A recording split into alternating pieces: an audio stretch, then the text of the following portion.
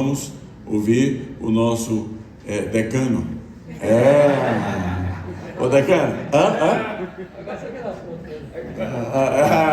O Hernandes Dias Lopes. Vamos receber com alegria. O homem, Hernandes, você trouxe 2 ternos, cara. São seus olhos. Mas a gravata é diferente.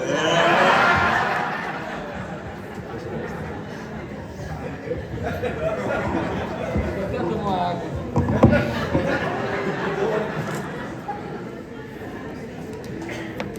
É a primeira vez na vida que alguém me chama de decano. Estou achando que eu estou ficando velho mesmo.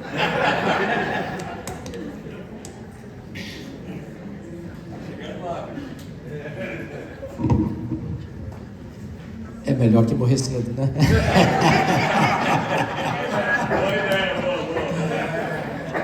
Gente, vamos abrir a palavra. Obrigado, minha irmã, pelos conselhos, viu? Extraordinários. Apocalipse capítulo 1, por gentileza.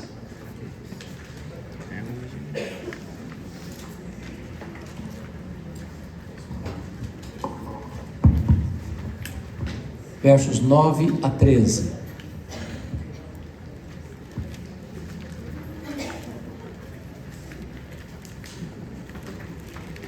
Apocalipse capítulo 1, 9 a 13. Está escrito assim: eu, João, irmão vosso, e companheiro na tribulação, no reino e na perseverança. Em Jesus achei-me na ilha chamada Patmos por causa da palavra de Deus e do testemunho de Jesus. Achei-me em espírito no dia do Senhor, e ouvi por detrás de mim grande voz como de trombeta dizendo: o que vês, escreve em livro e manda às 7 igrejas: Éfeso, Esmirna, Pérgamo, Tiatira, Sardes, Filadélfia e Laodiceia.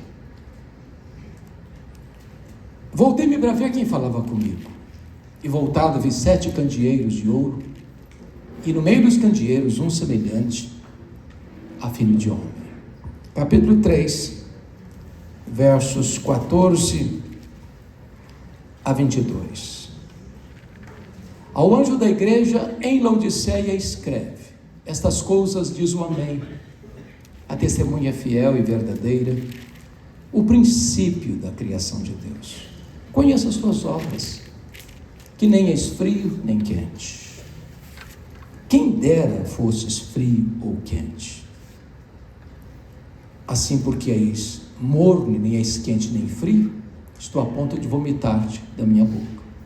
Pois dizes: estou rico e abastado, e não preciso de coisa alguma, e nem sabe que tu és miserável, sim, pobre, cego e nu.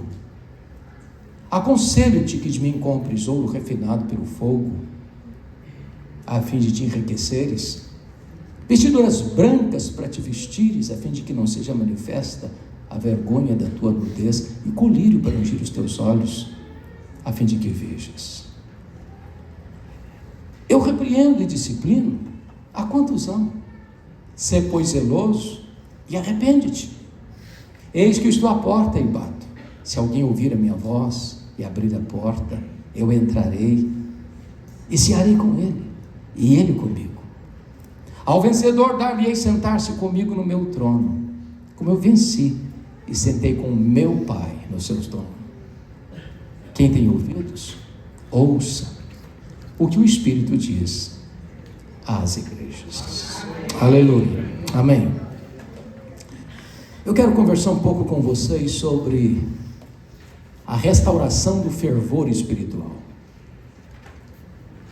Os dias mais sombrios da igreja haviam chegado desde que Nero, com 17 anos, assumiu como imperador romano. Ele era um homem louco, ele era um homem violento, ele era um homem devasso. Ele mandou matar sua própria mãe. Desde que esse homem assumiu o governo, é que as nuvens escuras se formavam no horizonte, anunciando a chegada de uma terrível tempestade sobre a igreja. 10 anos depois que ele estava no governo, acontece uma grande tragédia. No dia 17 de julho do ano 64, a maior cidade do mundo, a mais rica, mais poderosa, mais populosa, a cidade conhecida como Cidade Eterna, a capital do império, é criminosamente incendiada. Foram 7 noites e 6 dias de incêndio. Nero, o imperador, assistiu o espetáculo horrendo do alto da torre de Mecenas, vestido de ator, tangendo a sua lira, enquanto as chamas lambiam criminosamente a cidade de Roma. Quando o incêndio terminou, a cidade estava devastada. Dos 14 bairros de Roma, 10 destruídos. Os 4 bairros restantes, densamente povoados por judeus e cristãos, dão a Nero um álibi para botar a culpa do incêndio de Roma nos crentes. Uma verdadeira barbárie, um massacre. Faltou madeira para crucificar os crentes.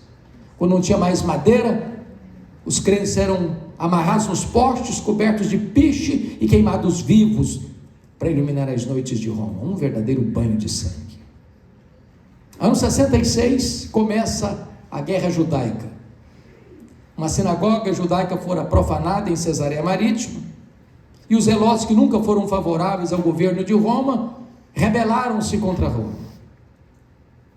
É enviado para lá o general Tito, para tentar contornar a rebelião.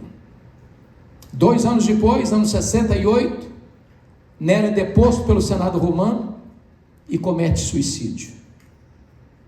2 anos depois, ano 70, é inaugurado em Roma o conhecido Coliseu Romano, o Anfiteatro da Morte.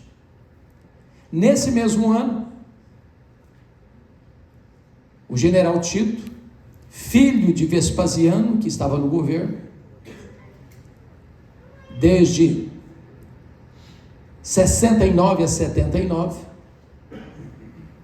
invade Jerusalém, destrói Jerusalém, arrasa o templo de Jerusalém e dispersa a população de Jerusalém na mais longa diáspora de todos os tempos, desde o ano 70 a 14 de maio de 1948. Ano 81, assume o governo de Roma Domiciano, conhecido como o segundo Nero ou Nero Redivivo, o primeiro imperador a arrogar para si o título de Senhor e Deus,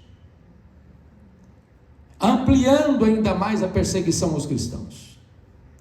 A essas alturas, todos os apóstolos de Jesus já estavam mortos, e mortos pelo viés do martírio.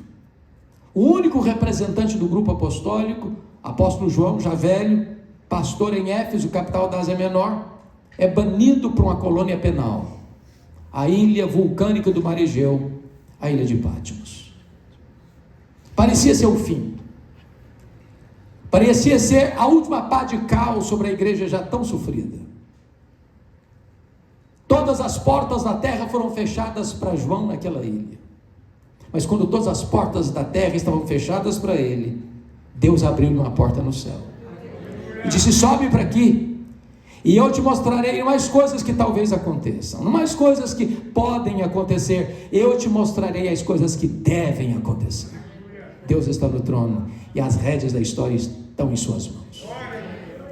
Era um dia de domingo, era o dia do Senhor, quando João ouve por trás dele uma voz, como voz de trombeta, e a voz dizia: o que vês, escreve em livro e manda às 7 igrejas: Éfeso, Esmirna, Pérgamo, Tiatira, Sardes, Filadélfia e Laodiceia. Quando ele se volta para ver quem falava com ele, ele não vê quem falava com ele, ele vê os 7 candeeiros de ouro, ele vê as 7 igrejas. E alguém semelhante a filho de homem no meio das igrejas. Na verdade, meus irmãos, o mundo só pode ver Jesus na igreja e através da igreja. Mas o Cristo que João vê não é aquele Cristo suando sangue, em prantos, prostrado com seu rosto em terra do Getsemane, angustiado até a morte. O Cristo que João vê não é aquele Cristo cuspido e esbordoado do Sinédrio Judaico. O Cristo que João vê não é aquele Cristo vilipendiado e espancado do pretório romano. O Cristo que João vê não é aquele Cristo que caminha exangue debaixo de um leito maldito, pelas apinhadas ruas de Jerusalém, sobre os apupos e vaias de uma multidão ensandecida. O Cristo que João vê é o Cristo glorioso, é o Cristo vitorioso. Diz a Bíblia que os seus cabelos são brancos como a lã, como a neve, seus olhos são como chamas de fogo, seus pés são como de bronze polido, a sua voz é como voz de muitas águas, da sua boca saía a espada afiada de 2 gumes, e o seu rosto brilhava como o sol no seu fulgor. Quando João vê o Cristo da glória, ele cai como morto aos seus pés, e o Senhor põe a mão direita sobre ele e diz: não fica com medo não, João, eu sou o primeiro, eu sou o último. Eis que eu estive morto, mas estou vivo pelos séculos dos séculos, e tenho as chaves da morte e do inferno. Nós não adoramos o Cristo que esteve vivo e está morto, nós adoramos o Cristo que esteve morto e está vivo pelos séculos dos séculos. Quem tem as chaves da morte e do inferno não é o diabo, é o Senhor Jesus. Ele manda no céu, ele manda na terra e ele manda no inferno.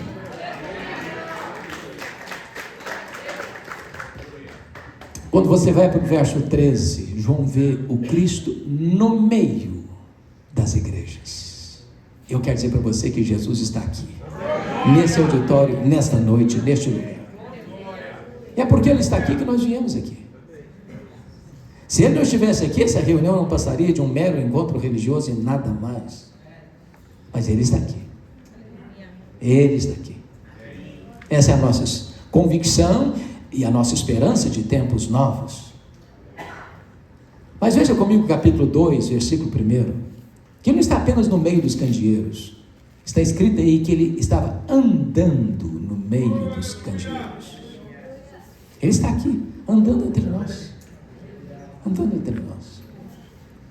E na medida que ele anda no meio das igrejas, ele anda para exortar as igrejas, para corrigir as igrejas, para disciplinar as igrejas, para consolar as igrejas, para fazer promessas para as igrejas.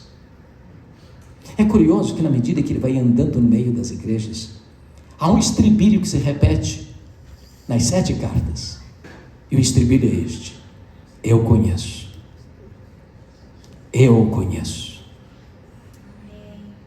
eu conheço, eu conheço, eu conheço, eu conheço, eu conheço. Para 5 dessas 7 igrejas, ele vai usar a mesma expressão. Para a igreja de Éfeso, Tiatira, Sardes, Filadélfia e Laodiceia, ele vai dizer assim: eu conheço as tuas obras. Aquilo que você fez, seu pai não viu, sua mãe não viu, seu marido não viu, sua mulher não viu, seus filhos não viram, suas ovelhas não viram. Jesus está dizendo: eu vi. Amém. Aquilo que você fechou a porta e apagou a luz, Jesus está dizendo: eu estava lá. Aquilo que você fez às ocultas, eu estava lá, porque para mim trevas e luz é a mesma coisa. Eu conheço. Sabe o que me impressiona por demais? É que Jesus ainda continue me amando apesar de me conhecer. Mas para a igreja de Esmirna, Jesus vai dizer outra coisa. Ele vai dizer assim: eu conheço a tua tribulação e a tua pobreza, mas tu és rico. Que consolo isso. Saber que Ele sabe as lutas, as dores, as lágrimas, as noites indormidas, as madrugadas insones, o que talvez você só compartilhe com o seu travesseiro. Ele sabe o que você está passando. E Jesus me choca, porque você e eu temos uma noção do que seja uma igreja rica.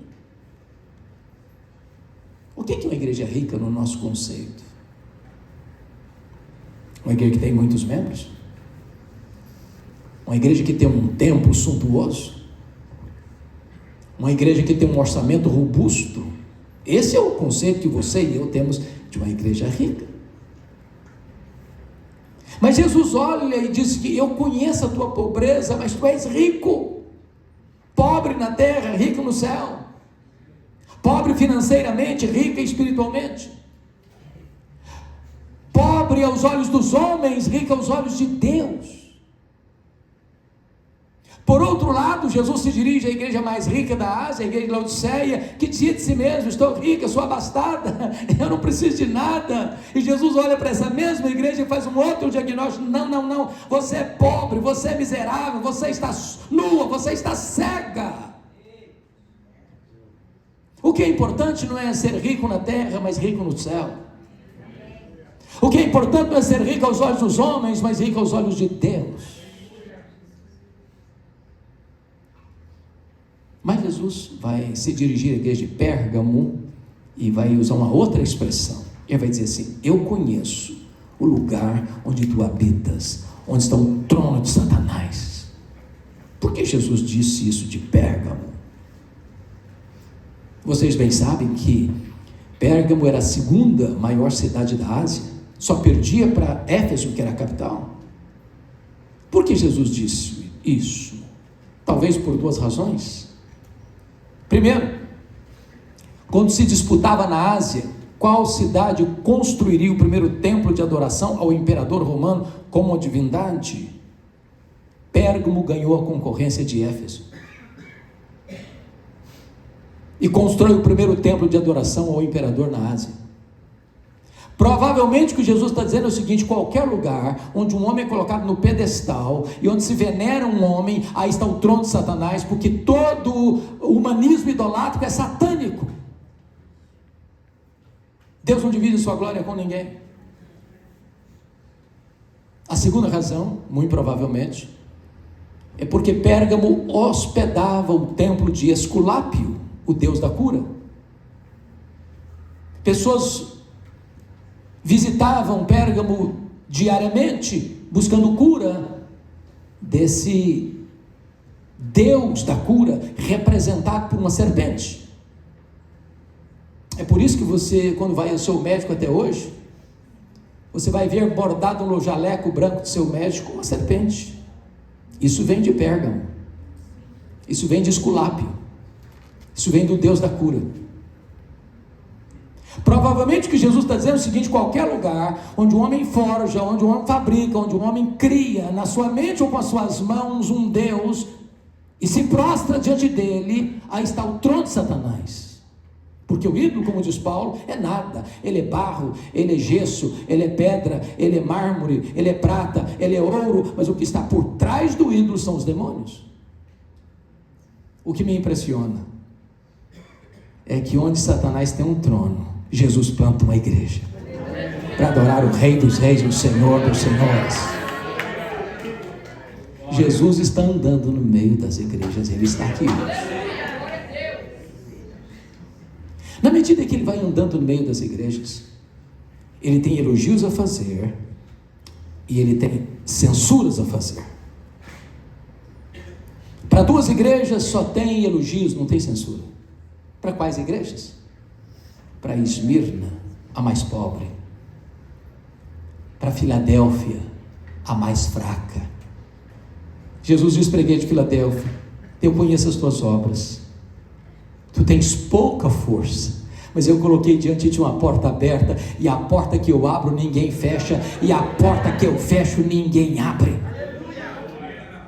O importante, meus amados irmãos, é sermos fiéis àquele que tem todo o poder, porque se Ele abrir a porta, o homem não pode fechar, e se Ele fechar, o homem não pode abrir.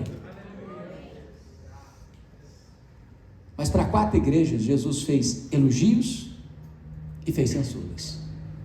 Por exemplo, ele elogiou a igreja de Éfeso pela sua fidelidade doutrinária, não suportava os falsos apóstolos.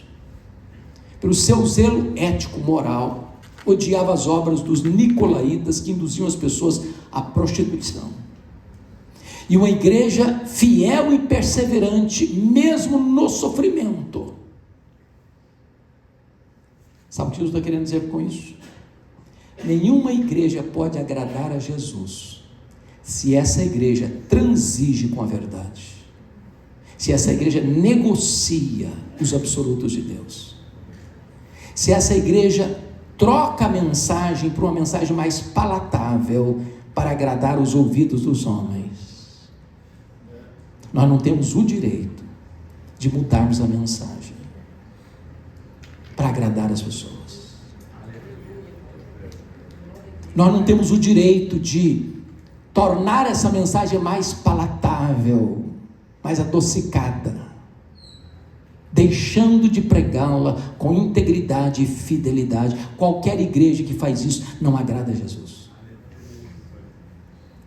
Mas Jesus disse para essa igreja assim: eu tenho, porém, uma coisa contra ti, é que tu abandonaste o teu primeiro amor. E o que Jesus está dizendo com isso? Meus irmãos, às vezes uma igreja perde o amor, a piedade, em defesa da própria verdade. Às vezes ela se torna tão rígida na defesa da verdade, que ela perde a piedade, se torna dura, seca, árida, seca como um poste, árida como um deserto.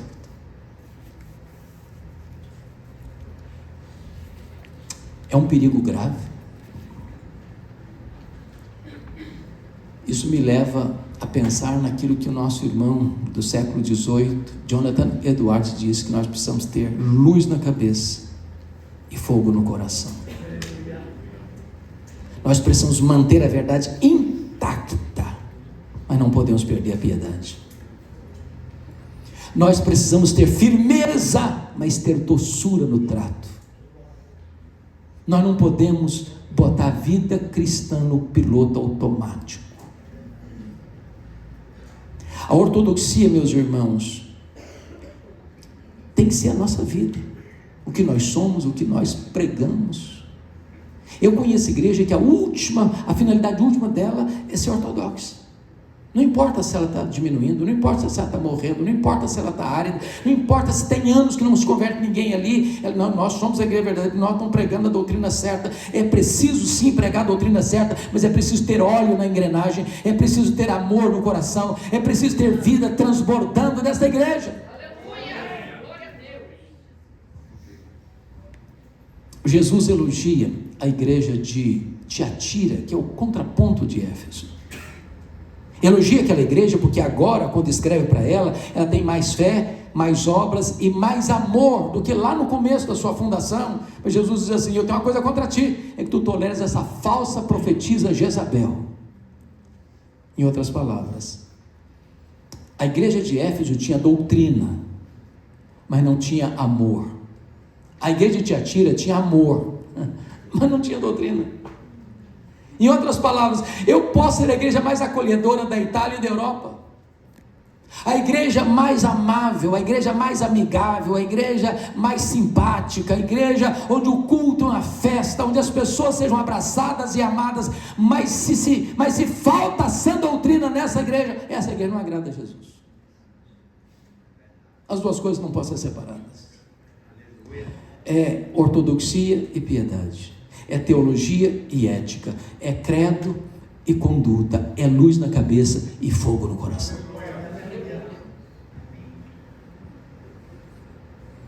Jesus elogia a igreja de Pérgamo,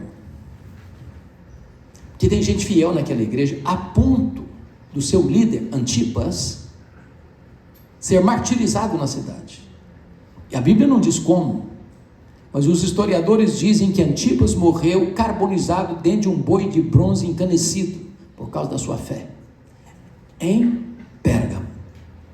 Mas nessa mesma comunidade tinha gente flertando com as doutrinas de Balaão, uma vida imoral. Isso é curiosíssimo. Por quê? Porque às vezes numa mesma igreja você tem as duas coisas. Pelas minhas andanças pelo Brasil, é muito comum eu ser interrogado assim: pastor, qual a avaliação o senhor faz da igreja evangélica brasileira? Sabendo que eu sou um pastor presbiteriano, às vezes a pergunta é mais endereçada, mais direcionada. Qual a avaliação que o senhor faz da igreja presbiteriana do Brasil? Mas às vezes a pergunta é mais específica. Qual a avaliação da igreja que o senhor é pastor? Eu respondo sempre do mesmo jeito. Eu respondo assim: a igreja vai muito bem.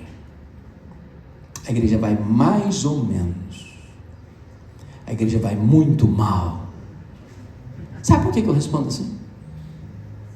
Porque numa mesma igreja, que escuta o mesmo pastor, que canta no mesmo louvor, que canta no mesmo coral, que faz parte do mesmo grupo pequeno, tem gente cheia do Espírito Santo, tem gente capengando na fé, e tem gente vivendo em pecado, numa mesma igreja.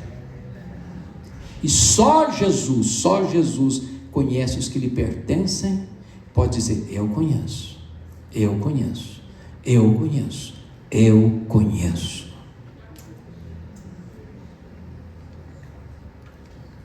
Para a igreja de Sardes, uma igreja que tinha um nome na cidade, uma igreja viva, tem nome de que vive. Eu acho que se fosse urgente trocaria essa palavra, uma igreja avivada. Pensa numa igreja assim, calorosa. Quem passasse perto da hora do louvor, essa igreja tem fogo. As pessoas se emocionavam. Ela mesma dizia: nós somos uma igreja avivada, temos nome que vive. E Jesus olha e diz: não, tudo é aparência, tudo é verniz, tudo é casca. Você tem nome de que vive, mas está morta. Morta. Tem uns poucos aí ainda que não contaminaram as suas vestiduras. Sabe o que me choca em Jesus? É que a avaliação dele é tão diferente da minha. Para a igreja que diz que é pobre, Jesus: não, você é rica. Para a igreja que diz que é rica, Jesus: não, você é pobre. Para a igreja que diz que é viva, Jesus: não, você está morta. Para a igreja que diz que é fraca, Jesus: não, eu coloquei diante de você uma porta aberta. Em outras palavras, o que importa não é o que as pessoas dizem a meu respeito. O que importa não é o que eu penso a meu respeito. O que importa é o que Jesus diz a meu respeito. Jesus não tem uma opinião, Jesus tem um diagnóstico. Eu conheço, eu conheço, eu conheço. Mas para uma igreja não tem nenhum elogio de Jesus, apenas censura. Para qual igreja? Laodiceia. Mas sabe o que me choca? É que das 7 igrejas, essa é a que tem a melhor avaliação de si mesma. Se fosse fazer um assessment dessa igreja, nota 10, em todos os quesitos. Se botasse todos os quesitos e todos os critérios, ela fechava o gabarito.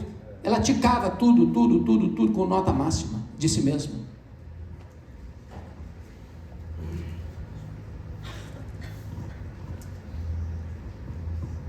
E aqui Jesus vai tratar de 3 coisas. Primeiro, Jesus faz um diagnóstico, dos versos 15 a 17. Segundo, Jesus faz um apelo, dos versos 18 a 20. Terceiro, Jesus faz uma promessa, nos versos 21 e 22, com base no versículo 14. Então vamos ver o primeiro aspecto, que é o diagnóstico. Eu não sei se você já fez as perguntas ao texto. Por que Jesus usou as figuras que usou? Por exemplo, morno, frio, quente, roupas brancas, ouro puro, colírio. Por que usou essas figuras? Casualmente, fortuitamente ou propositadamente? Gostei muito da sua fala. Você chega numa cidade, você tem que amar a cidade que você está. Você tem que conhecer a cultura da cidade, conhecer a economia da cidade, conhecer a indústria da cidade, conhecer a política da cidade. Você precisa se inserir na cidade. Jesus conhecia o texto e o contexto, ele conhecia a palavra e conhecia o povo. Ele conhecia a cultura, ele conhecia a economia, ele conhecia a política, ele conhecia tudo da cidade. E quando ele aplica a sua mensagem, ele aplica dentro desse contexto o conhecimento que ele tem da cidade. Porque de repente um método que vale numa, talvez não funcione na outra. Por que Jesus usou as figuras, por exemplo, frio, morno, quente? Vocês todos sabem que Laodiceia ficava e fica na região do Vale do Rio Lico, uma das regiões mais férteis da Ásia Menor e uma das regiões ainda mais férteis da Turquia Asiática. Aquela região tem 3 cidades, que era uma chamada região metropolitana. Do lado de cá do Rio Lico ficava Hierápolis, famosíssima pelas suas águas térmicas, era a nossa Caldas Novas brasileira. Há uma montanha lá chamada Castelo de Algodão, de rochas calcárias brancas, onde brotam águas quentes, vão descendo e formando piscinas naturais, onde as pessoas vinham e vêm para tomar banhos terapêuticos. Do outro lado do Rio Lico ficava Colossos, uma cidade também conhecida pelas suas fontes de águas frias, também terapêuticas. Mas a maior cidade da região metropolitana era Laodiceia. Não tinha fontes nem de águas quentes, nem de águas frias. As águas vinham por meio de aquedutos e chegavam mornas, tépidas, impróprias para beber, impróprias para uso terapêutico. Jesus pega esse gancho e diz assim: quem dera tu fosses quente como as águas de Hierápolis, quem dera tu fosses fria como as águas de Colossos, mas porque tu és morna como as águas que chegam na cidade, eu estou a ponto de vomitar-te da minha boca. Diagnóstico. Por que ele usa o ouro puro para te enriquecer? Porque Laodiceia era a cidade dos endinheirados, dos banqueiros, dos ricaços. Para vocês terem uma ideia, no ano 46 depois de Cristo, essa região foi devastada por um terremoto. As outras 2 cidades não se restauraram, mas Laodiceia não precisou de dinheiro do Estado para ser reconstruída. Os homens ricos da cidade reconstruíram a cidade. Eles se orgulhavam do seu ouro, e Jesus está dizendo: vocês se orgulham do ouro que vocês têm, mas espiritualmente vocês estão pobres e miseráveis. Por que ele usou a figura das vestes brancas? Porque Laodiceia era o maior centro têxtil da Ásia Menor. As fábricas de tecidos eram muitas, e ali se produzia uma lã chamada lã negra, que era mundialmente conhecida. E Jesus está dizendo o seguinte: vocês se orgulham das suas fábricas de roupas, mas espiritualmente vocês estão nus. Por que ele usa a figura do colírio? É porque Laodiceia era o maior centro oftalmológico da Ásia Menor. Ali se produzia um remédio quase milagroso, o pó frígio. E Jesus está dizendo o seguinte: vocês se orgulham das suas clínicas de tratamento de olhos, mas espiritualmente vocês estão cegos. Diagnóstico. Mas sabe, pastor Elias, o que mais me choca não é o que Jesus vê nesta igreja, é o que ele não vê. Notem isso, irmãos, leiam as 7 cartas uma sentada só, e a igreja que causou náuseas em Jesus, não recebe de Jesus nenhuma denúncia de desvio doutrinário, nenhuma denúncia. Lá não tem falsos apóstolos, lá não tem falsos profetas, lá não tem falsos mestres, lá não tem doutrina de Balaão, lá não tem doutrina de Jezabel, lá não tem nicolaítas. A igreja, diríamos nós, era uma igreja ortodoxa, mas está causando náuseas em Jesus. Leia as 7 cartas, e vocês não verão nenhuma denúncia de Jesus a esta igreja de problemas morais. Tinha problemas morais em Pérgamo, tinha problemas morais em Tiatira, tinha problemas morais em Sardes. Não há nenhuma denúncia de Jesus de problemas morais em Laodiceia. A liderança da igreja não precisa se reunir para disciplinar nenhum membro. A igreja desfrutava de boa reputação interna e externa. A igreja estava bem na fita, bem na foto, mas está causando náuseas no Senhor Jesus. Ortodoxa e ética. Leia as 7 cartas, e vocês não verão nenhuma denúncia de Jesus de pobreza. Todo mundo era rico. Os teólogos da prosperidade não fariam sucesso lá, todo mundo já era rico. Próspera, fechava o orçamento com vantagem, com saldo na conta para o ano seguinte. Mas está causando náuseas no Senhor Jesus. Leia as 7 cartas. E vocês não verão nenhuma denúncia de Jesus de perseguição. Tinha perseguição religiosa em Éfeso, tinha perseguição política em Pérgamo. A igreja de Laodiceia é uma ilha de paz num mar turbulento no primeiro século. Eu vou lhes garantir uma coisa: se nós morássemos naquela região do Vale do Rio Lico no primeiro século, tenho certeza que a igreja que você e eu escolheríamos para sermos membros era Laodiceia. Era a melhor igreja, disparadamente a melhor igreja, ortodoxa, ética, próspera, em paz. Bateremos palma para ela. Eu acho até que formaríamos um grande coral de todos os membros da igreja e cantaríamos um hino: quão grande és tu diante do espelho.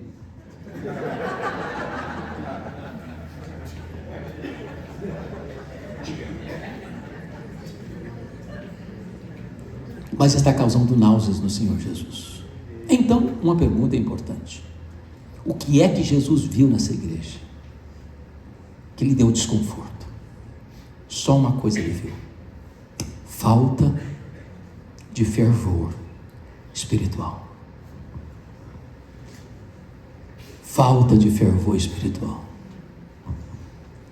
Irmãos, nós somos artistas, nós somos especialistas, doutores nisso, em botar uma boa máscara de piedade, como um dia Moisés botou. Desceu do monte, a pele do rosto brilhava, as pessoas não podiam se aproximar dele, a glória era tão grande. Aí ele botou um véu para que as pessoas pudessem chegar. Só que Moisés começou a perceber que a glória foi desvanecendo e indo embora, e não precisava mais daquele véu. Mas diz a Bíblia que aquele homem que foi tão ousado a ponto de enfrentar Faraó, aquele homem foi tão ousado a ponto de arrancar o povo de Israel das mãos da escravidão no Egito, aquele homem foi tão ousado a ponto de bater a vara e o mar se abrir, aquele homem que experimentou milagres e inimigos e foi um vencedor, aquele homem foi um gigante de Deus. Numa hora ele não foi ousado, ele continuou com o véu, passando a seguinte ideia: a glória está aqui ainda. Eu quero que as pessoas pensem que eu sou mais espiritual do que eu sou, que eu sou mais crente que eu sou, que eu sou mais piedoso que eu sou.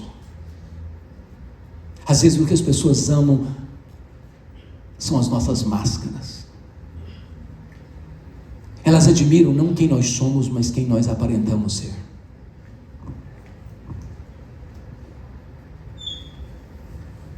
E nós criamos clichês, e nós inventamos jargões, e nós até mudamos a voz na hora de orar, a gente dá uma tremida na voz para dizer que nós somos mais espirituais. E Jesus conhece a verdade no íntimo, e Jesus não se impressiona com os nossos cacuetes, Ele não se impressiona com os nossos jargões, Ele não se impressiona com o nosso emocionalismo autoproduzido, Ele não se impressiona com gesticulações grandiosas. Ele olha e conhece, Ele diz: eu conheço, eu conheço, eu conheço.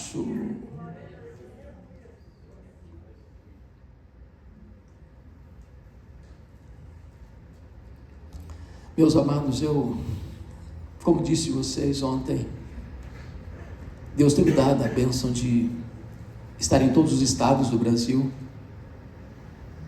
e pregar nas mais diferentes igrejas, dos mais diferentes estilos de liturgia.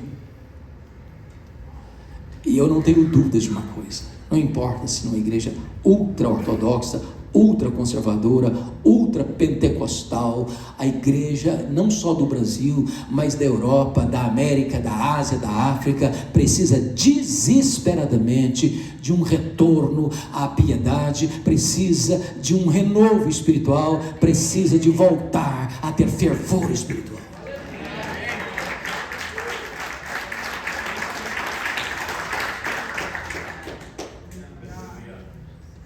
É preciso ter choro pelo pecado, é preciso ter fome de Deus, é preciso ter paixão pelas Escrituras, é preciso ter alegria na oração, é preciso olhar para os perdidos com compaixão, é preciso que esse negócio arda no nosso peito de novo, é preciso que a vida saia do piloto automático, é preciso que alguma coisa mexa dentro de nós.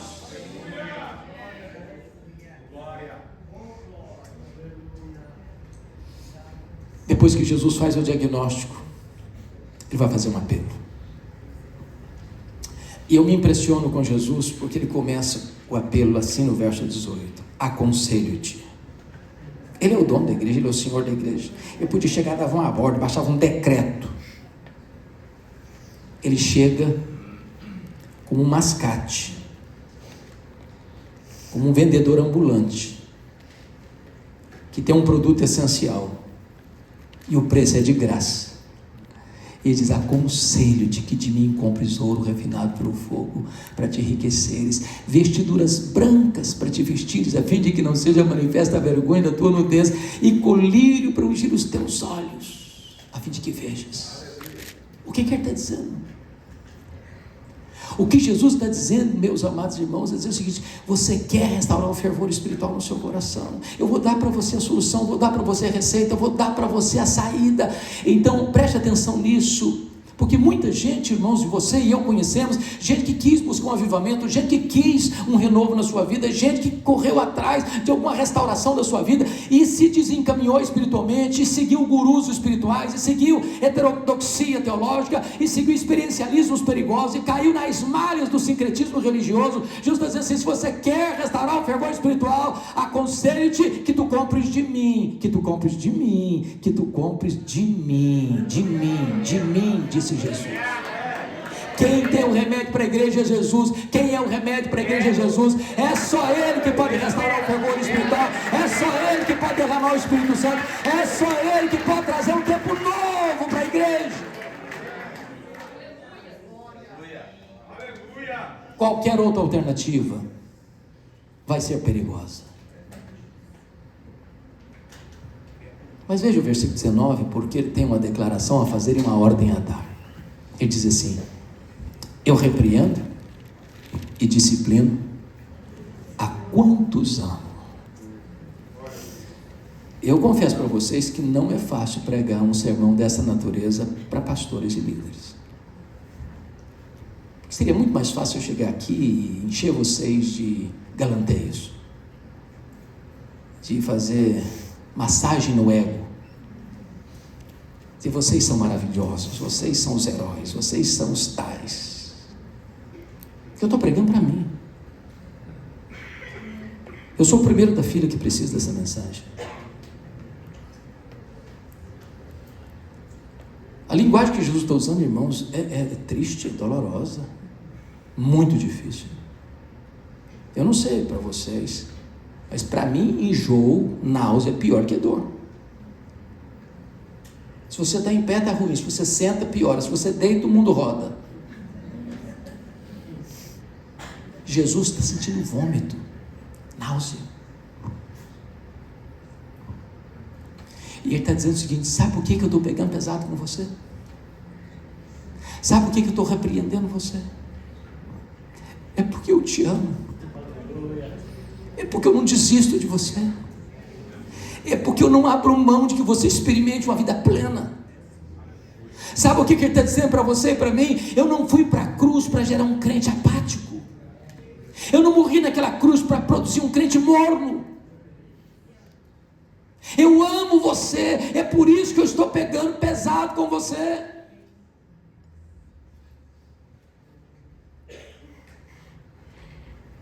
E ele tem uma ordem para dar agora: sê, pois, zeloso e arrepende-te. Muda a tua vida, muda a tua conduta.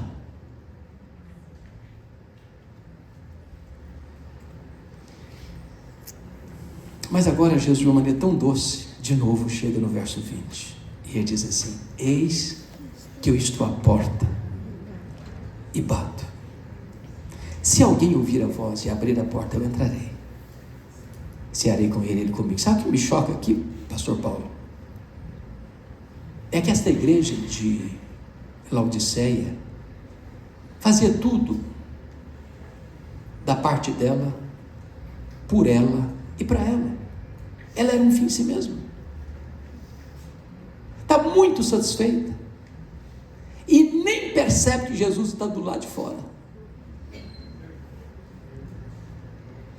Irmãos, olha o perigo aqui. De nós nos reunirmos, de nós cantarmos, de nós pregarmos, de nós ofertarmos. E tudo isso é para nós. É para o nosso deleite, é para o nosso prazer, porque nós gostamos disso. E Jesus está do lado de fora, batendo. E a palavra aqui é bater, e continuar batendo, e continuar batendo, e continuar batendo. Eu estou à porta e bato. Ele está desejoso de ter aquilo que o Paulo enfatizou de manhã, de nós permanecermos nele, de nós nos deleitarmos nele, de nós vivermos nele, de nós experimentarmos a glória dele. Que Jesus me convide para cear com ele é graça, mas que ele queira cear comigo é misericórdia.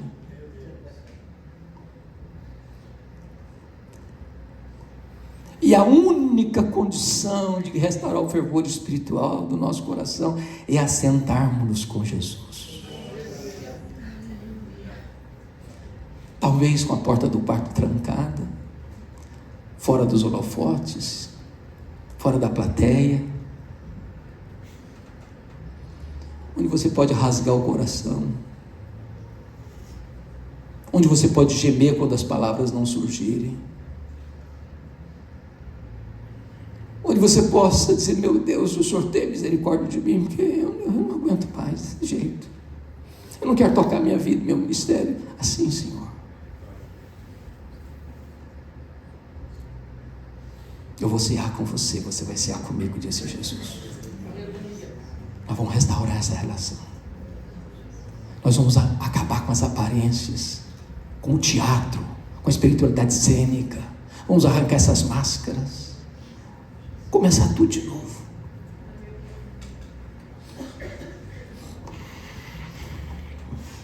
Depois que Jesus faz este apelo, agora ele vai fazer as promessas. E o versículo 14 diz por que ele tem competência para fazer promessas. Essas coisas diz o amém. O que significa isso? Ele está dizendo o seguinte: eu sou a última palavra de Deus. A revelação é progressiva até Jesus, mas não a partir de Jesus. Com Jesus encerrou.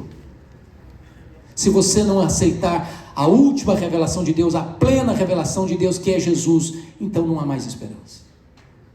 Eu sou o amém. Eu sou a testemunha fiel e verdadeira, porque o que eu falo eu cumpro, e o que eu faço ninguém pode impedir minha mão de fazer. E eu sou o princípio da criação de Deus. Significa que Ele é o primogênito da criação, Ele é o agente da criação, Ele foi aquele que do nada trouxe tudo à existência, e se do nada Ele trouxe tudo à existência, Ele é poderoso também para restaurar o fervor no nosso coração. E qual é a promessa? Versículo 21. Ao vencedor, dar-lhe-ei sentar-se comigo no meu trono, como eu venci e sentei com o meu Pai no seu trono. Para uma igreja que dava tanto valor a dinheiro, Jesus diz: você tem coisa melhor que dinheiro. Eu tenho o trono. Eu tenho o trono. O Senhor não quer apenas levar você para o céu, o Senhor quer levar você para o trono.